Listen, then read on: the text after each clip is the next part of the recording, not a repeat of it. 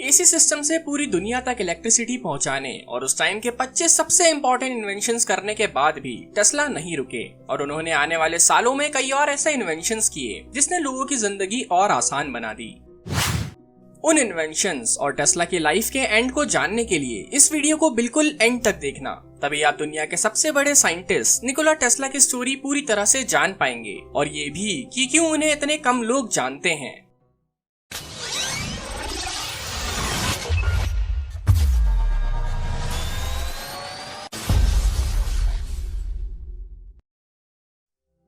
कई बार ऐसा होता है कि कोई इंसान कुछ बहुत बड़ा काम करता है लेकिन उसका क्रेडिट किसी और को मिल जाता है। टेस्ला के साथ भी कई बार ऐसा हुआ, जैसे रेडियो का इन्वेंशन।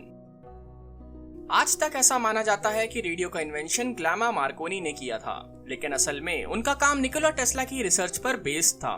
टेस्ला ने 1983 में ही ये थ्योरी दे दी थी कि रेडियो वेव्स का यूज इंफॉर्मेशन ट्रांसमिट करने के लिए किया जा सकता है।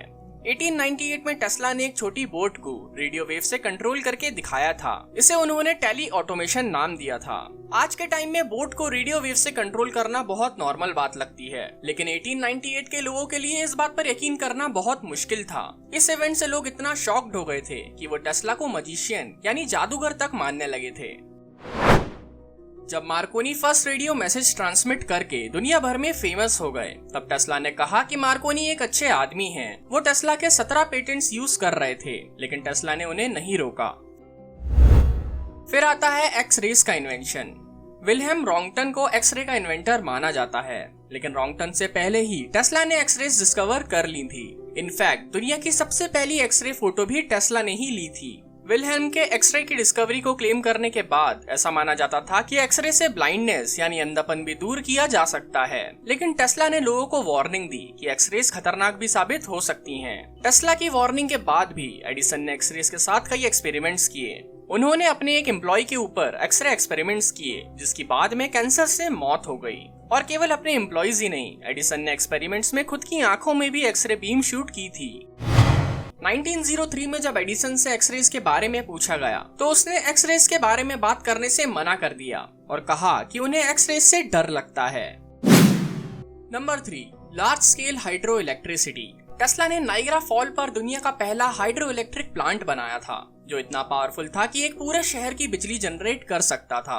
इससे टेस्ला ने प्रूव किया कि वाटरफॉल्स यानी झरने एक अच्छा एनर्जी सोर्स बन सकते हैं। कई लोगों ने उन्हें कहा कि ये काम नहीं करेगा, लेकिन टेस्ला ने बचपन में ही बहते पानी से बिजली बनाने का तरीका ढूंढ लिया था और नाइग्रा फॉल्स पर उन्होंने इसे प्रूव भी कर दिया। इसके बाद एक बहुत ही इंटरेस्टिंग मशीन आती है जिसका यूज वेपन की तरह भी किया जा सकता था। इसका नाम है द अर्थक्वेक मशीन। टेस्ला की बनाई हुई ये पॉकेट साइज मशीन इतनी पावरफुल थी कि अगर इसे किसी बिल्डिंग में रख दिया जाए तो वो वाइब्रेशन फ्रीक्वेंसीज का यूज करके मिनटों में उसे गिरा सकती थी। ये मशीन आर्टिफिशियल अर्थक्वेक यानी भूकंप की तरह थी। टेस्ला का कहना था कि ये छोटी सी मशीन 1 घंटे में ब्रुकलिन ब्रिज को भी गिरा सकती है।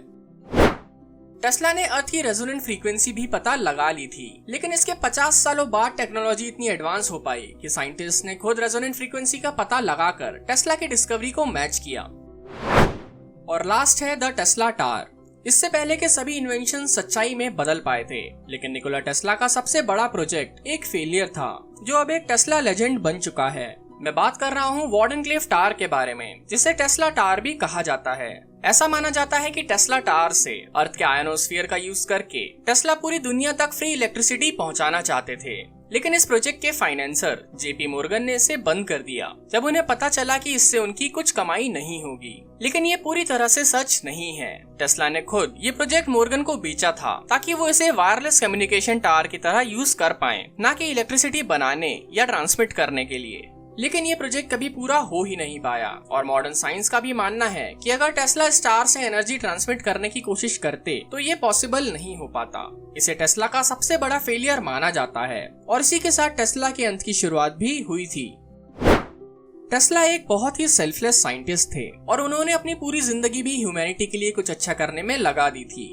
टेस्ला कभी भी पैसों के पीछे नहीं भागे और उनके पास आने वाला सारा पैसा वो नए इन्वेंशंस में लगा देते थे। टेस्ला ने 1901 में वायरलेस इंटरनेट के बारे में सोचा था। जब वो ट्रांस अटलांटिक रेडियो को डेवलप कर रहे थे, तब उन्होंने एक ऐसे सिस्टम के बारे में सोचा था जो इन्फॉर्मेशन को किसी हैंडहेल्ड डिवाइस जैसे आज के स्मार्टफोन्स तक ब्रॉडकास्ट कर पाए। ये बिल्कुल हमारे आज के मोबाइल इंटरनेट की तरह था। कई इन्वेंशंस और पैटर्न्स अपने नाम करने के बाद भी टेस्ला की जिंदगी हमेशा बहुत अच्छी नहीं रही और एक टाइम पर टेस्ला ने अपना सब कुछ भी खो दिया था। जब टेस्ला वायरलेस एनर्जी ट्रांसफर के ऊपर रिसर्च कर रहे थे, तब एक दिन उनकी लैब में आग लग गई और सब कुछ जल गया, जिसके बाद उन्हें अपनी जिंदगी भर का काम शुरू से स्टार्ट करना पड़ा। टेस्ला के बारे में एक खास बात ये भी थी कि वो बहुत कम सोते थे। टेस्ला हर रात बस 2 घंटे के लिए ही सोते थे, इसलिए कुछ लोगों का मानना था कि टेस्ला को इंसोम्निया था। लेकिन एक जीनियस का दिमाग जो इतनी हाई डिग्री पर लगातार काम करता है और कम नींद का असर टेस्ला पर होने लगा, उनका तेज दिमाग ही उनका दुश्मन बन गया। एक छोटे से गांव से निकले टेस्ला के सबसे बड़े साइंटिस्ट बनने की स्टोरी के बाद टेस्ला का उतना ही बुरा अंत हुआ, जब उन्हें पब्लिक शेम और डिप्रेशन का सामना करना पड़ा, जिससे वो एकदम अकेले हो गए। टेस्ला टावर के फेलियर के बाद टेस्ला के कुछ और प्रोजेक्ट्स भी फेल हुए, जिसने उन्हें मेंटल ब्रेकडाउन की स्टेज तक पहुंचा दिया। इसके बाद टेस्ला को क्लिनिकली इंसेन यानी पागल तक कहा जाने लगा। उनका दिमाग इतना कमजोर हो गया था कि वो रियलिटी और अपनी इमेजिनेशन में डिफरेंस भी नहीं कर पाते थे। टेस्ला अकेले अपनी लैब में ही काम करते रहते थे और उनका कहना था कि उनकी लैब ही अकेली ऐसी जगह है जहां वो खुश रहते हैं।